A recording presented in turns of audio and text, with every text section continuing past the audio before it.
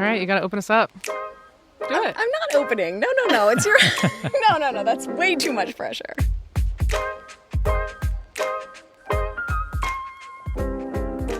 Okay. Hey, what's going on, everyone? It's me, Rachel, and I've got some friends here today. We're doing a really cool special bonus episode. And you remember him from a couple episodes ago. He is my audio engineer. It's Nick Patri, everybody. Hey, Rachel. Thanks for having me back. And over here on my left-hand side is Sarah Donaldson, working for Skinny Dipped and a good friend of mine. Hello, Sarah. Hello, Rachel. Thanks for having me. So we are doing an anniversary episode because I replayed Advice last week, and that was just a couple snippets, but I didn't feel like it was doing it justice to reflect back on the past year. And this episode is especially for those that have listened to every episode and want to know some behind the scenes and just, I don't know, shoot the shit with us. So this may not be for you, and that's okay, but I think we're going to have some fun. But Sarah, you're on here because you are a longtime listener, first-time caller, and you've listened to every episode, right? I have. I was going to say, long-time listener, first-time paid guest talent. Paid? Oh, right. I'm not getting paid. Okay. And I'm not considered talent. But seriously, listener since week 1, and so honored to be here and excited to have Nick here so he can cut out all my ums and likes that I do because I have never been on a podcast before. So I'm excited. Well, we did drunk in my living room one time. Okay. Yeah. That is true. But I kind of feel like you're like Charlie in the Chocolate Factory. Like you won the golden ticket to now you're here inside the podcast factory. Oh, thank you. No pressure at all. No pressure. But no, I wanted to have you on because you can kind of give the perspective of a listener. I obviously am the host and Nick is the audio engineer, so we all have kind of different perspectives on the podcast. So my first question is kind of just favorite moments from the episodes. Nick, you have none, so just kidding. I have some. They just all come together as one warm feeling for the show in general. Aww. So that's my answer for now. Come back to me later. All right, Sarah, what about you? What's your favorite moment or guest that you had over the year? I was going to say there's quite a few definitely to list out. I think because I work in a snack company world and the Kroger-Albertsons merger stories that you've covered twice just really resonated with me. I mean, it's in my world for work, but also on my walk to work is the QFC I pass, and it was going to be one that was going to close. So it was just great to hear the feedback of how that was getting updated and ultimately not happening. Mm-hmm. And then I'm also a crime junkie and documentary podcast listener. So when you talk about Ponzi schemes, I love how you just tee it up right away and love it. Love the drama involved with it. I'll also say I'm a AAA member for many years and didn't think about the logo 1 minute until you guys brought that up. So I found myself Googling on my walk to work. I knew nothing about commercial real estate. You cover a lot of stories about that, so that's fascinating. James Falzone from Cornish. Yeah. Cornish. I mean, he could do a meditation podcast with his voice. I think I could listen to that. Honestly, agreed. It was one of the longer episodes, and I talked about this, but the original guest was the president of Cornish at the time, and he called out the morning of us supposed to record, and it was Friday. And they're like, well, we have this, I can't remember his title, but he was high up at Cornish. And I was like, okay, whatever. I don't know. Sometimes you just need an episode. And he ended up being one of my favorites. I, too, was just like, oh, man, I miss being in college and drink and listening to his voice. Yeah. Continue. Yeah, so I mean, again, it's just what else is great? A lot of different episodes. I have the privilege of walking to work. I have a 20-minute, 30-minute commute walk in Ballard. I used to listen to, national news podcasts every day. And this has just really helped me once a week to really level and get more local Seattle news. I walk past Rough and Tumble, which has been featured, just to see these local businesses. I frequent Yonder far too often. So again, just to hear these stories of these founders, Levant, Camp, products that I use and go to their businesses. It's been great to learn all about that. And again, it's just a great conversation starter, and to then go and take a deeper dive into the stories after you tee it up in a good, not so business newsy way, as more of a comedic and general conversation way. So it's not as intimidating as I'm a newscaster. Thanks, Sarah. And I just want to remind everybody, I did not pay her to say that. I don't know. I can't pick a favorite. I feel like they're all my children, but I mean, just because it was recent, the Levant episode was really special to me. I just feel like they really understood the tone of the show and the pace of it, and they came in really prepared, and it was really fun to do 3 people. So I'm glad that we're doing it again this time. And who knows, maybe season 2 I do more of that now that I've figured out how to use 3 microphones. So yeah, I don't know if I can choose a favorite, but I wanted to ask Nick, what was one of the hardest episodes to edit and why? It's a good question. I don't know if I want to pick on one particular episode, but who was the worst public speaker? He's like, this one. I have to edit Sarah. All I would say is that I love that you record in person with everybody. I think that's a unique thing in podcasting these days. You get to connect with people conversationally in person. But when you're recording in a new environment every week, it does introduce new challenges like background noise and, if there's an HVAC going in the background, things like that. That's usually the hardest thing to edit before we go live with the episode. But, it's just so crisp. The dialogue is so crisp that there's really not that much editing that needs to be done. It's just a great show. Okay. Are you sure you're not paying us? Oh, I know. Yeah, I would agree. I think that I've never noticed HVAC so much until now, because typically I'm going into the CEO or executive's office and they have a conference room and they're so sweet. And they're like, I found like the quietest room. It's far away from everybody. And you walk in, it's just the loudest AC you've ever heard. But they don't hear it. And I used to not hear it either because it is far away from people. But now I pay attention a lot more to that. I'm sorry that you're, suffering from the same thing I do now whenever I'm in a new environment of noticing every little sound. I think I'm more sensitive to sound. The dog was barking next door and I was like, if that dog. One of the hardest episodes to do was Fran Dunaway with Tomboy X because sweet woman, she came to my house. This was early on, so I was if I knew them okay enough, I would have them over at my house, and I knew her a little bit over the years.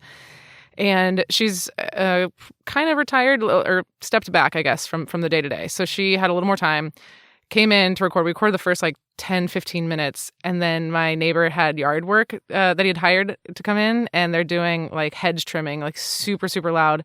And I'm friends with my neighbor. So I texted him. He's like, I'm sorry, they're on a schedule. I can't change it. They just come and do whenever. And we waited for 45 minutes. Oh my goodness. And Sarah, you know me, I'm such a people pleaser. I was like, oh my God, this is the worst thing that could happen. I'm sorry. And she was so sweet and kind and just chatting with me.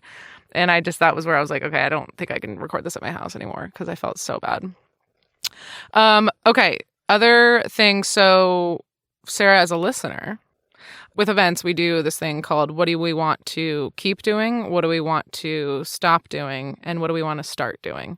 So that's kind of how we recap some of our conferences. So for you, do you have some feedback for us on start, stop, keep? Sure.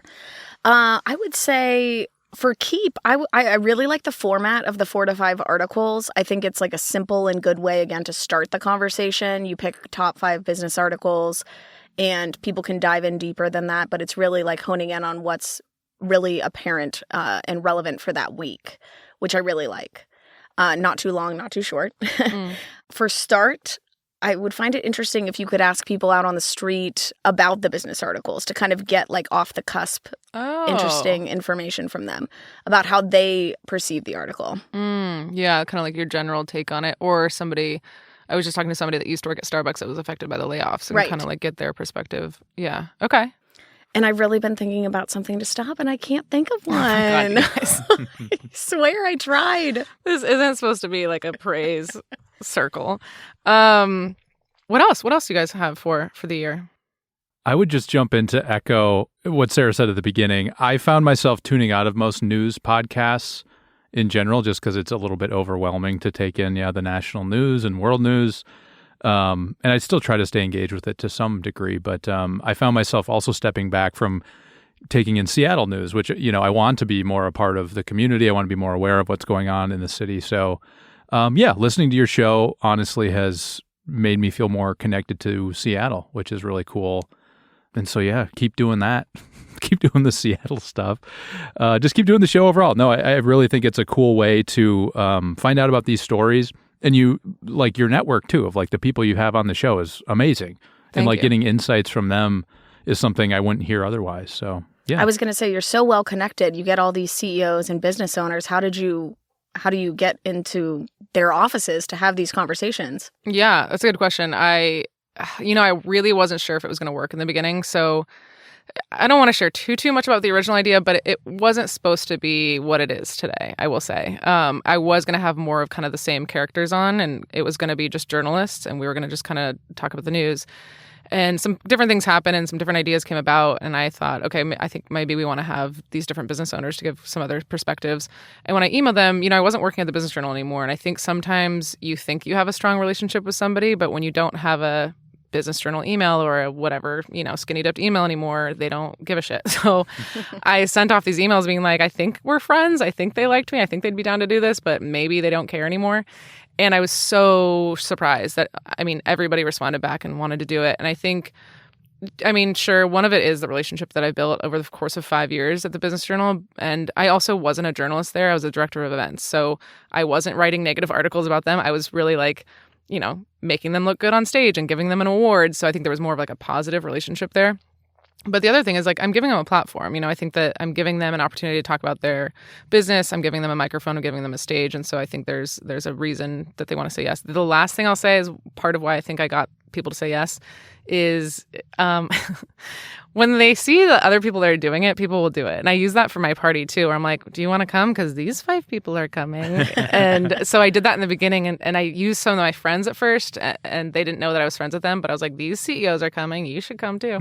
So yeah, I don't know if that, I think that answers your question. Yeah, absolutely.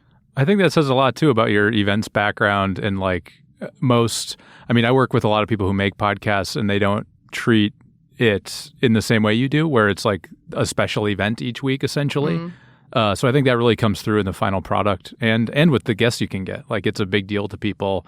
They're excited to be a part of it. A lot of people haven't been on podcasts. I think that's the other thing is that they've never, even though they're really well known in Seattle and they spoke at many events. There's not a lot of local Seattle podcasts that are doing that. So I think that's part of it. I think it helps that you also make it very conversational. You're very approachable to talk to. Thank you. Any other questions, or should we move to the party? Oh, let's talk about the party. I didn't get to go as a listener. Yeah? I was not in the room. You were not. So what do you want to know? I don't know. Tell me all about it. Where was it? How many people attended? What was the party planning behind it? Yeah. Okay, so I thought about this idea maybe a year ago, last summer, and a little less than a year.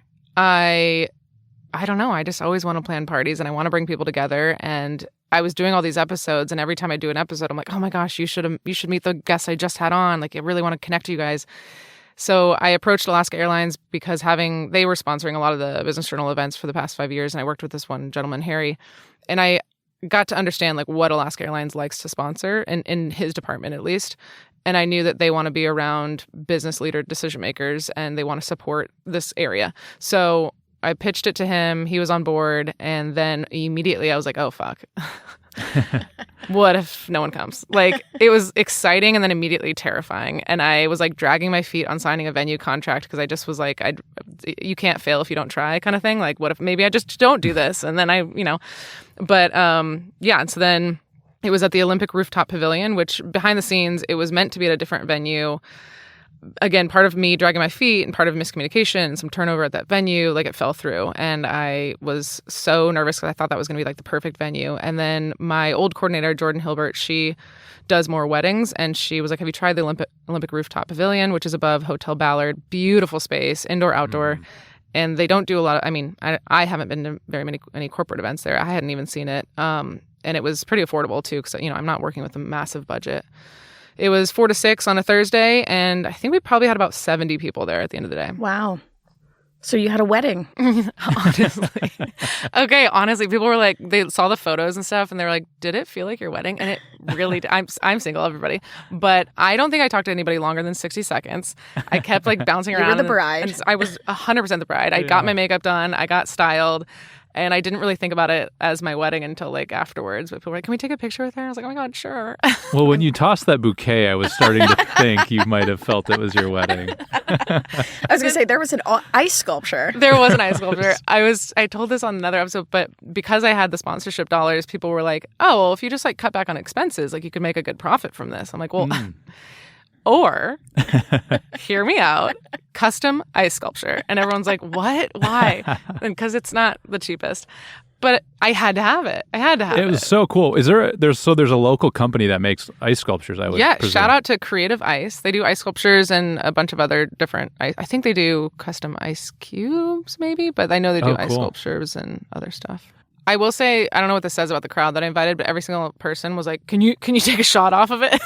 Yeah, is it a luge? That's but funny. Another aspect of the event I really liked, so I made these fake newspaper cutouts that said the weekly turns one. I wrote like a cute little article, and on the back I wrote everybody's name, title, and company, and said, thank you to season 1 cast and the season 1 crew that helped me put it together. So I think that was nice for an events person. I like when there's something to like touch and read, and especially with the first few people that are there, it's kind of awkward. You're like, oh well, let me look at this handout. But it also was everyone was networking, so they were able to kind of see like, oh, who was that person I just talked to, and they had a list kind of in front of them. I thought that was great. Yeah, I took one home with me. Oh, good. Because I'm a sentimental person, I guess. But oh, I thought you were going to go prospecting. Be like, do you need a podcast? Do you need a podcast? Oh, no, I'm not that good at doing this. I don't network well. But that was a great touch. And it was like on this like really nice cardstock too. It wasn't just like, flimsy paper. It was great. Office Depot, hey. Some behind the scenes that did go wrong is that my photographer called out 2 days before. She's a good friend of mine, and she got sick. I think she had pneumonia. Oh, no. She felt awful, and I was like, it's okay. And as I had like 3 backups, reach out to all of them. They have another gig. And so then I start going on the deep depths of Instagram, and I was like, who do I follow that has photographer in their name? Who follows me that has photographer in their name? Reach out to a couple different people, whatever. And finally end up with Elizabeth Anderson, and her photos are incredible. I've obviously been blasting them on Instagram. I was going to say they look great. That was a last minute nervous thing. The other thing is I spoke at an event, and one of the questions was, what advice do you have for people planning events? And I was like, well, video's king. Like, video's like so important these days. And then I went home and I was like, I don't have a videographer. I have no one capturing. Like, why didn't I think about this? So that was another kind of, a couple people I asked weren't available. So I found this guy on Instagram, and we're going to have like a reel that'll come out later. That's awesome. Very cool. I feel like my big head got into some of those shots of the videographer, so hopefully the footage turned out okay. One thing when you mentioned Harry, by the way, when he spoke at the event, the Alaska Airlines fella, he mentioned that he mainly listens to comedy podcasts in addition to your podcast, of course. Mm-hmm. I forgot to ask him what shows he listens to, because I love comedy podcasts too. And Sarah, I think you said I do. Listen to some comedy podcasts? Yes, religiously Giggly Squad every week. That's great. The Weekly and Giggly Squad. So we got it. Yeah, Harry, if you're listening, you got to reach out. Let us know what your podcast role is. So I pitched this idea to him a long time ago, and I was like, "Hey, I'm thinking about doing this podcast, blah, blah." And he goes, "No, I don't. It sounds dumb. Like I mean, we're friends, but he was like, I only listen to comedy ones." I was like, "Okay, well, it's like not for everybody, I guess." And so it was really funny to see him support it now, and he's come around. But at first he was like, "If it's not comedy, I'm not in." Which to each his own. I've learned that with podcasting is that I can't be everything to everyone, and this is definitely not going to be. Some people aren't going to like it, and that's okay. Just don't tell me.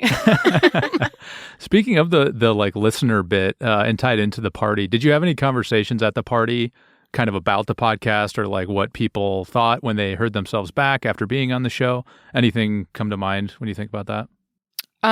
No, because every conversation was 60 seconds. Okay, you were just going through. Okay. Just bouncing around.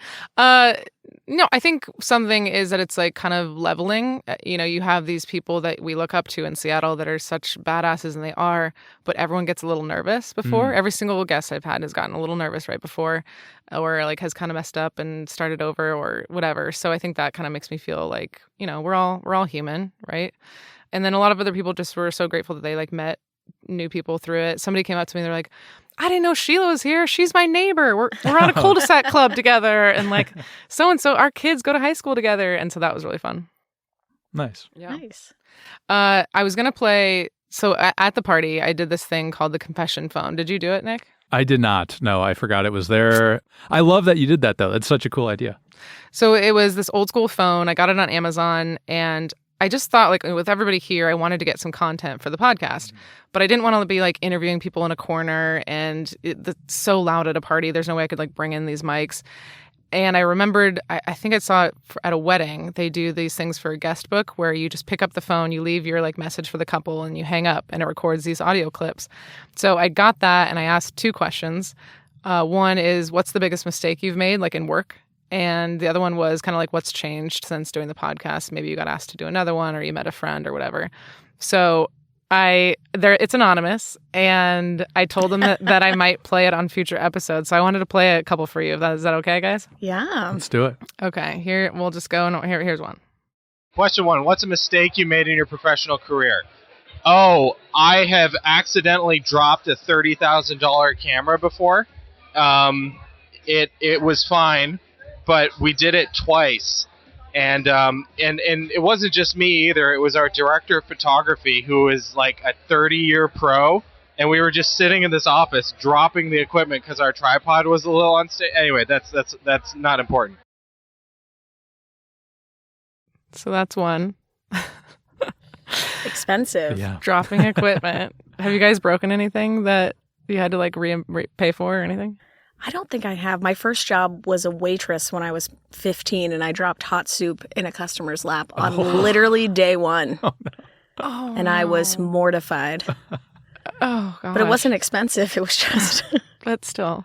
Yeah, that's tough. One of my jobs in college was delivering groceries, and I got into an accident with the vehicle. So that's probably the most expensive one. Oh, yeah, that's bad. It's not fun or anything, but yeah, that happened.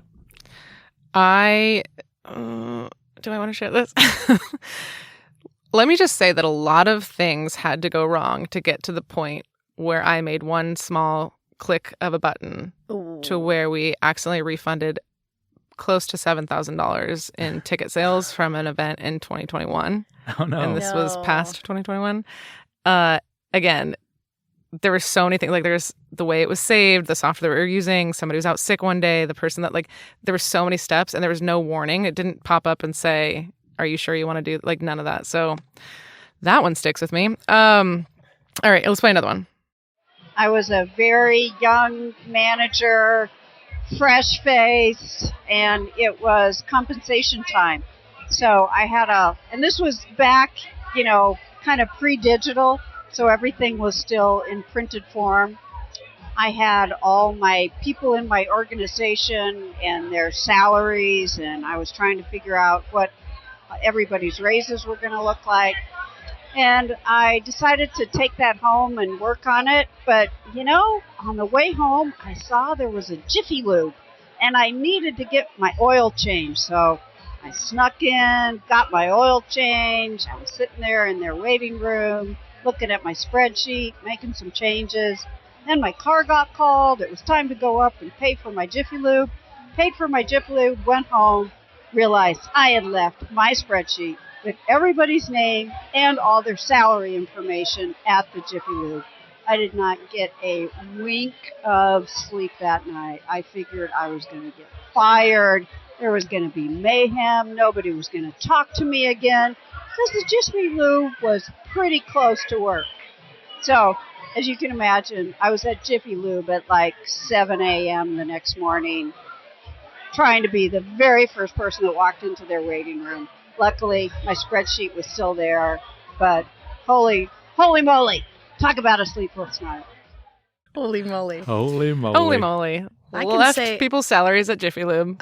I can say I've never printed out an Excel spreadsheet to leave So behind. And pre-digital. and you know me, Rachel, I have a paper calendar. You I do. print everything and write everything down. So that's pretty hard to leave behind. Yeah, I don't have anything close to that, Nick.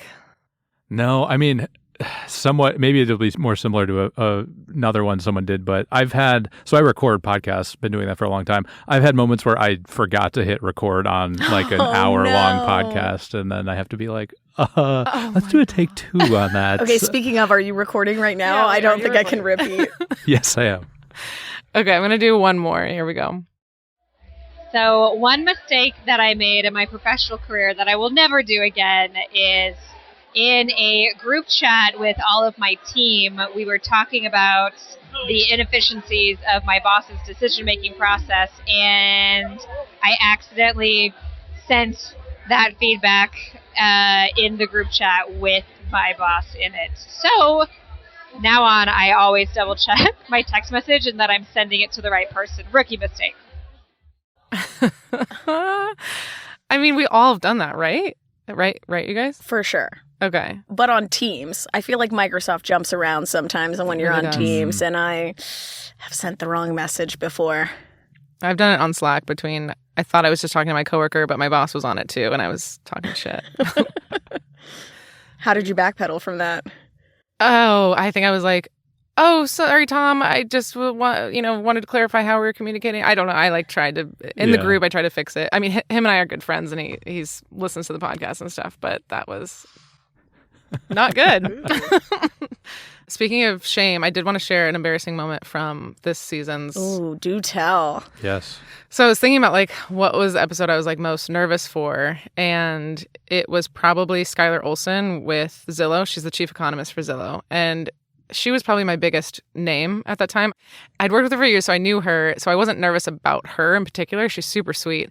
But again, it was just a kind of a big name, and also it was I think it was the first time we were doing video. I was going to say, you had a video of that one. Yeah, so I brought in Andrew Taylor, my buddy, and he was doing full videography, 2 nice cameras, and we had a whole studio that's set up there. And on top of all of that, you guys, I don't know shit about housing. Housing is not my strength. And I had to do all this research and trying to cram for this test. And, I was also just asking the questions, but still I wanted to know what I was talking about. And I do the episode sweating, but whatever. I finished it and I felt pretty good. I was okay, this is what a win. Go to the bathroom. My pants had ripped in the back from literally the top of the back pocket down to below the back pocket. And I was cool. Life brings you up, brings you right back down. So I was trying not to not have anybody walk behind me after the end of that. But yeah, that one stands out for me. Do you pack an extra pair of pants now for every recording? No. I should though. Okay, so Rachel, the listeners want to know what's on deck for season 2. What's to come for season 2? There's going to be a lot of new guests. I've already started booking. I took a little pause, but I'm booking into May and June right now, and there's some really fun, cool people. I'm going to have a little bit of some return of some old guests, so that'll be fun to kind of hear where they're at now. Probably a few more journalists I want to get in the mix. Nice. Honestly, because I feel journalists are much more lax to shoot the shit and basically just say things. When you have a legal team, I've noticed that they're not quite as loose-lipped, and I like to really have them say things. So anyway, new guests, old guests. I'd like to make some money. That would be fun. So if anybody wants to advertise or sponsor, I'm admittedly didn't do a lot of outreach this past year. I think I was just trying to build a product, and now I think I'm going to focus on trying to get some advertisers on that, and kind of alongside of that, doing some partnerships. I've had a couple calls with people that maybe want to partner on an event or a special episode or something like that. So I think just getting a little bit more entrenched in some of the communities here. Is there a certain guest that you want me to have on? Ooh. Your CEO. I think, I was going to say more founders. I'll get Breezy and Val to come out here from Skinny Dipped, a local female-founded company.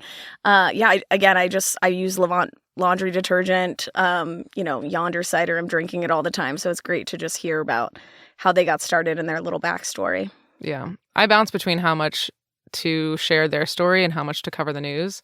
And I feel like I talked to you about this, Nick, where I'm I feel like we talked too much about their story and people maybe want the news. And now I feel like we talked too much about the news and they want their story. And it's I never know the right balance, but what about I feel like you do a good job of picking articles, though, and you can continue to do a good job of picking articles that kind of relate to the world that they're in and let it tie that way. I try. Totally. Anybody for you, any dream guest? Dream guests.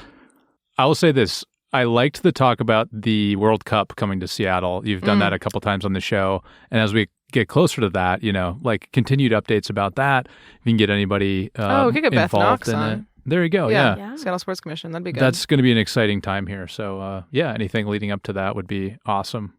Well, don't worry. I did shoot my shot with Jessica Campbell, the assistant coach for the Kraken. Oh, yeah. Their team got back to me, which was super nice that I got a response, but her calendar's full. She's too busy. That's what she said. So that would have been cool. Bad. Yeah. Maybe next year. But yeah, if you guys have suggestions on people, always let me know. So I guess we'll wrap unless there's anything else you want to reflect on for the past year or look forward. I think we're good. I think we're good. This was fun. Yes, awesome. Thank you for having me. Yeah, thank you again to Nick Patri for joining me again and editing this episode. And thank you to Sarah Donaldson for joining us on the podcast your first time. Your mom was a newscaster. I hope you did her proud. Oh, I won't even let her listen. All right. Thanks, guys. Thanks. Thanks. I thought it was cut. I don't know. I'm just sweating. kidding. I'm I'm just giving you sweating. shit. It's your signature send-off. You got to have something. Nothing. I'm literally sweating. Have a great day, Seattle. Here, looking at you, Seattle. Yeah, there you go. I just want to say one more time, thank you to the presenting sponsor, Alaska Airlines, for making that party happen. And also thank you to Formidable. Emily Parkhurst was a guest on the podcast twice. It's a media company through a women's lens, and she also has a white label newsletter service. Both of those sponsors are the only reason that party was able to happen, and I super, super appreciate their support. This has been The Weekly, with production assistance from Nick Patri. If you liked what you heard, rate us and write a review on Apple Podcast or Spotify. We love listener feedback, so if you have any story suggestions, comments, or complaints, email us at info@theweeklyseattle.com. Make sure to check back next Sunday for the latest local business news. We'll see you next time.